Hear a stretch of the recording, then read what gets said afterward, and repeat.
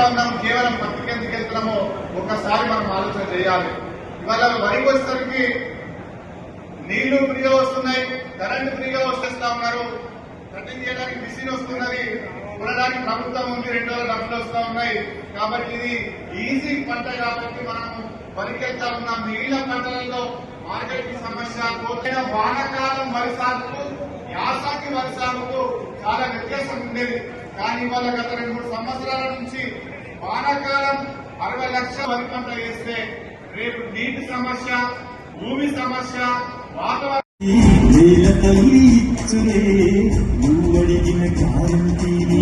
అన్నా జరగిన కోగిన తల్లి ఇచ్చులే నువ్వడిగిన జాతీవి 16 పైన పోషకాల గనిగి తల్లివిలే తక్కువైన పోషకాలు పద్ధతిగా ఇయ్యాలే దీన్నే సమగ్ర పోషక చౌడు బారి ఉన్న సారం కొట్టుకొని పోతలే సూక్ష్మ దాటకుండా యూరియాని వాడుదా.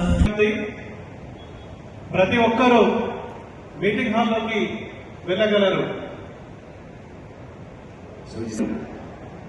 తెలంగాణ స్టేట్ కార్పొరేషన్ వారిని మరియు వివిధ జిల్లాల నుంచి అదేవిధంగా ఏఈఓలకి జిల్లాలో మరియు వివిధ మండలాల నుంచి విచ్చేస్తున్నటువంటి ఏఈఓలకి విజ్ఞప్తి, ఎవరు మాట్లాడుతున్నారు? మీ రైతు సోదరుని సార్ చెప్పండి, ఇక్కడ మాట్లాడేటప్పుడు అక్కడ డిస్టర్బ్ చేయకూడదు. సారథి కళాకారులు సిద్ధంగా ఉన్నారు.